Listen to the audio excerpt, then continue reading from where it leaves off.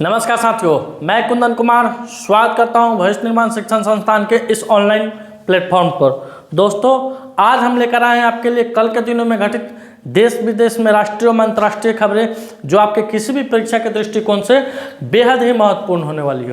तो दोस्तों, वीडियो शुरू करने से पहले यह जान लेते हैं कि कल आपसे वीडियो के लास्ट में आपसे क्वेश्चन पूछा गया था कि हाल ही में कोंकण रेलवे कॉरपोरेशन लिमिटेड के CMD किसे नियुक्त किया गया है, जिसका उत्तर होगा संतोष कुमार झा। क्या होगा उत्तर दोस्तों? संतोष कुमार झा होगा। अब शुरू करते हैं आज का सवाल यानी आज का क्वेश्चन। आज के क्वेश्चन में दोस्तों पहले आपको देखने को मिलेगा दिन दिवस, उसके बाद आपको बिहार स्पेशल करंट अफेयर्स देखने को मिलेगा और उसके बाद देश और विदेश स्पेशल करंट अफेयर्स देखने को मिलेगा, यानी सीरीज बाई सीरीज, क्रम बाई क्रम आपको देखने को मिलेगा। तब शुरू करते हैं, विश्व मत्स्य पालन दिवस कब मनाया जाता है? तो दोस्तों जानते हैं कि विश्व मत्स्य पालन दिवस कब मनाया जाता है, क्यों मनाया जाता है और इसकी शुरुआत कब से हुई और कहाँ से हुई है।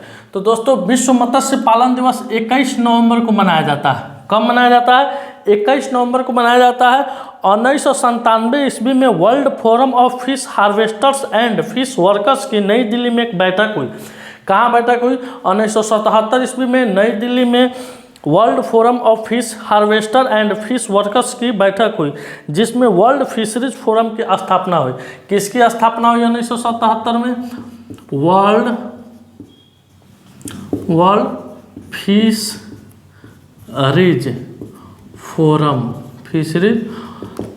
फोरम की स्थापना हुई और उसी दिन से यानी 21 नवंबर 1977 ईस्वी से ही हम लोग हर एक साल विश्व मत्स्य पालन दिवस के रूप में मनाते हैं। इसमें दोस्तों मछलियों के उन्नत प्रजाति के बारे में लोगों को बताया जाता है, जो मछुआरे होते हैं उनको प्रशिक्षित किया जाता है।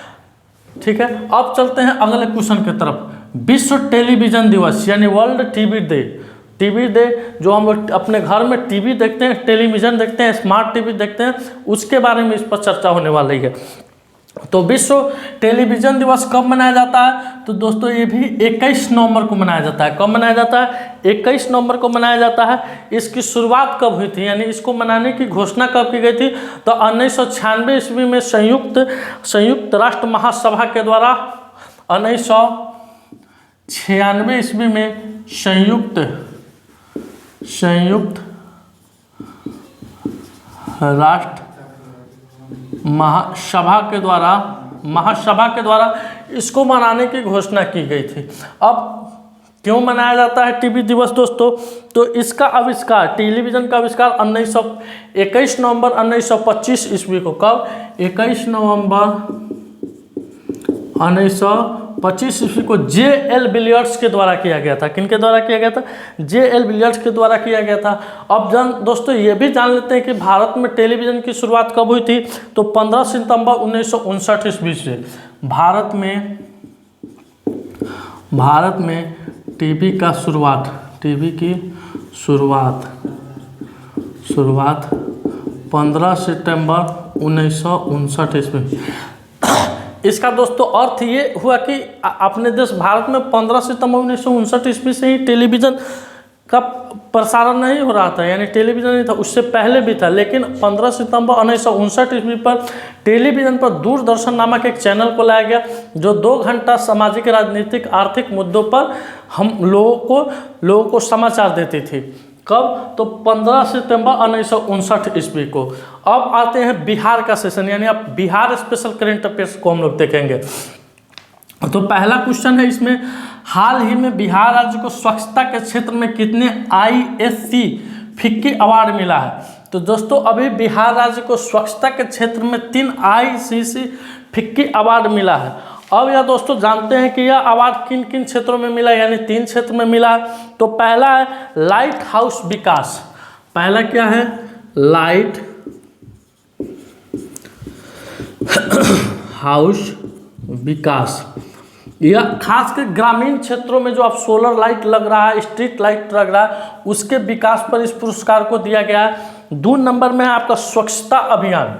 2 नंबर में क्या है? स्वच्छता अभियान। स्वच्छता अभियान। स्वच्छता अभियान, यह शौचालय के ऊपर डिपेंड है। क्या है दोस्तों? शौचालय के ऊपर डिपेंड है, साफ सफाई के ऊपर डिपेंड है, इसलिए इस क्षेत्र में इसको पुरस्कार अवार्ड मिला है। तीसरा है डिजिटल संचार। क्या है? डिजिटल संचार, डिजिटल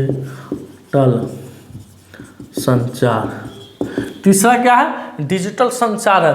दोस्तों ये 3 लिखाने के पीछे मेरा एक मकसद था, आपसे एग्जाम में ये पूछ सकता है कि बिहार राज्य को किन किन क्षेत्र में स्वच्छता के लिए अवार्ड मिला, फिक्की अवार्ड मिला। उसमें आपको ये 3 ऑप्शन रहेंगे और एक दे देगा कि इनमें से कौन नहीं रहा है, तो एक ऑप्शन और यहाँ पे आपको दे दिया जाएगा, आप कंफ्यूज हो जाइएगा। तो इसलिए इस तीनों को आप अगर नोट कर रहे हैं तो इस तीनों को खास करके नोट कर लीजिएगा। इस टाइप से भी क्वेश्चन आपसे पूछा जा सकता है। अब बढ़ते हैं, अब जानते हैं कि इसमें शीर्ष स्थान किस बिहार के किस जिला को मिला। तो दोस्तों इसमें शीर्ष स्थान पर बिहार का जमुई जिला है। शीर्ष पर जमुई जिला है। कौन जिला है? जमुई जिला है। अब जमुई के सांसद कौन है? चिराग पासवान जी है। और आपको एक बात की और जानकारी होनी चाहिए कि विश्व का, माफ कीजिएगा, भारत का सबसे बड़ा स्वर्ण का भंडारण कहाँ मिला है? तो जमुई में मिला है। कितना परसेंट? तो 44%। कितना परसेंट? 44%। बहुत पीछे का एक करेंट है, लेकिन आपको रिवीजन के दृष्टिकोण से आपको हम एक बार याद दिला दिए। अब बढ़ते हैं अगले क्वेश्चन की तरफ। अगला क्वेश्चन है कि गोवा में आयोजित 37वीं नेशनल गेम्स 2023 में बिहार ने कितने पदक जीते हैं। तो दोस्तों अभी गोवा में 37वां नेशनल गेम्स का आयोजन किया गया था, जिसके उद्घाटनकर्ता हमारे भारत के प्रधानमंत्री नरेंद्र मोदी जी थे, जिसका समापन भी हो गया है। अब इसमें भारत को कुल 8 पदक मिला है। भारत को कुल कितने पदक मिला है? 8, जिसमें रजत 3 है, कांस्य 5 है। रजत 3, कांस्य कितना है? 5 है। 5 3 8 मिला के कितना हो गया? 8 हो गया। अब यह किस क्रमांक पर था, यानी हमारा राज्य बिहार किस क्रमांक पर था पदक तालिका में? तो यह 30वें नंबर पर था पदक तालिका में 30वें नंबर पर था। तो अब आपको ये भी जानकारी होना चाहिए कि सॉरी तो बता दिए कि 30वें नंबर तो पर था। अगर एग्जाम में पूछ ले कि शीर्ष स्थान पर कौन था, तो शीर्ष स्थान पर दोस्तों महाराष्ट्र था। शीर्ष पर महाराष्ट्र था। अब आते हैं अगले क्वेश्चन में। अगला क्वेश्चन है कि किस राज्य सरकार ने सरकारी विद्यालयों में छात्रों या शिक्षकों की ऑनलाइन मॉनिटरिंग के लिए ई शिक्षा कोष पोर्टल को विकसित किया है। क्या किया है? ई शिक्षा पोर्टल को विकसित किया। स्क्रीनशॉट निकालिएगा उसमें का। तो इसका उत्तर क्या हो जाएगा दोस्तों? बिहार हो जाएगा। क्या हो जाएगा? बिहार हो जाएगा। इसमें क्या होगा? ये सरकार का क्या है? छात्रों को ऑनलाइन मॉनिटरिंग के लिए मेन मकसद क्या है? तो मेन मकसद है कि गुणवत्तापूर्ण शिक्षा की जांच करना, छात्रों की गुणवत्तापूर्ण शिक्षा की जांच करना, छात्र एवं शिक्षकों के अनुपात का पता लगाना, उसके बाद शिक्षा संचालन, किस तरह से शिक्षा का संचालन हो रहा है, इस सभी चीज़ों का मॉनिटरिंग इसके द्वारा किया जा सकता है। तो यह किस राज्य में लागू किया गया है?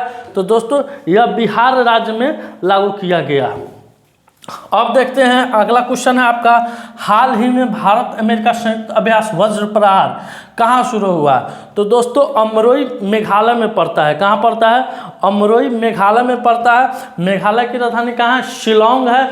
वहीं पे अभी भारत अमेरिका का संयुक्त अभ्यास वज्र प्रहार शुरू हुआ है। यह इसका कैवा संस्करण है, यानी यह इस युद्ध अभ्यास का कैवा संस्करण का आयोजन किया जा रहा है। तो यह इसका 14वां संस्करण है दोस्तों, 14वां संस्करण। अच्छा, ये कब से शुरू हुआ है?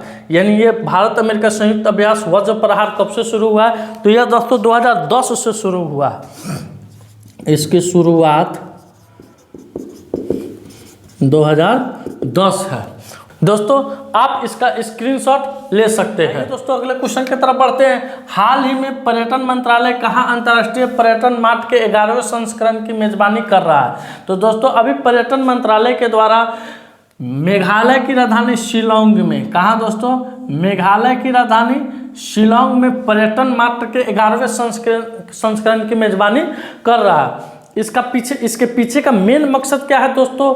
तो पूर्वोत्तर के क्षेत्र में पर्यटन को बढ़ावा देने के लिए, पूर्वोत्तर के क्षेत्र में पर्यटन को बढ़ावा देने के लिए इस बार का जो पर्यटन मंत्रालय है वह पर्यटन मार्ट का 11वां संस्करण शिलांग में कर रहा है। अब बात आ रही है शिलांग की, तो शिलांग के मेघालय की, तो मेघालय के मुख्यमंत्री है कॉमरेड संगमा। कौन है? कॉमरेड संगमा है।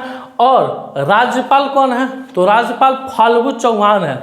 दोस्तों यह वही फाल्गु चौहान है जो बिहार के भूतपूर्व राज्यपाल भी रह चुके हैं। अभी कहाँ के राज्यपाल हैं? तो मेघालय के राज्यपाल हैं।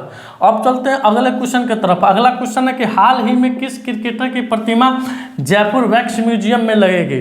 दोस्तों इंडिया काफ़ी अच्छा खेली, लगातार 10 मैच जीतने के बाद अगर फाइनल हार जा रही है, यानी वो मेढक वाला है, सुने होइएगा कि चढ़ते चढ़ते फिर फिसल गया, वही हाल इंडिया के साथ हुआ है। सेशन बनाने का तो बहुत मन कर रहा था, लेकिन दिल इतना टूटा है, इतना टूटा है, इतना टूटा है कि सेशन बनाने का मूड ही नहीं किया।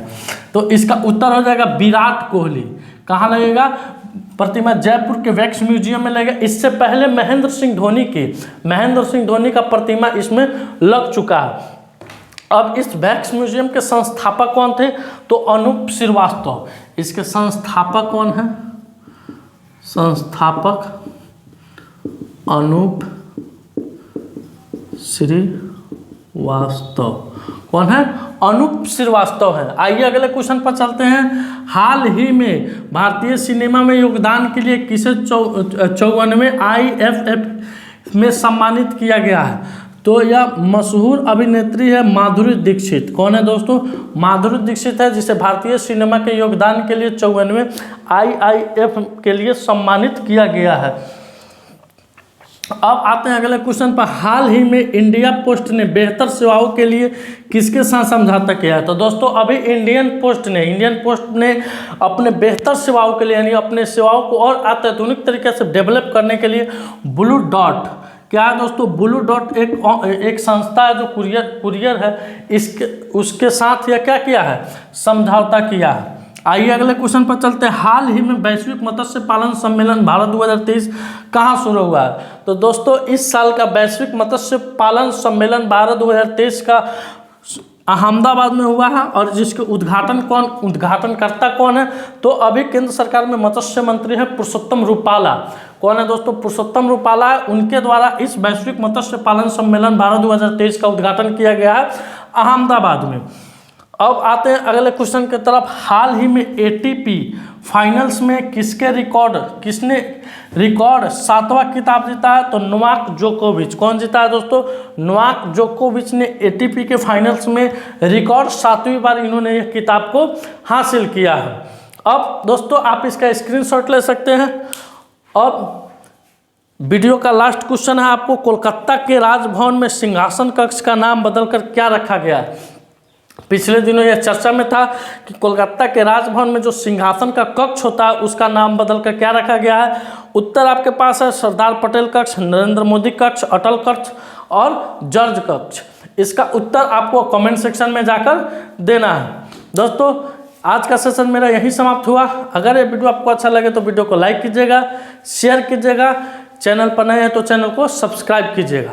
मिलते हैं आपसे अगले वीडियो में, तब तक के लिए धन्यवाद। भारत माता की जय।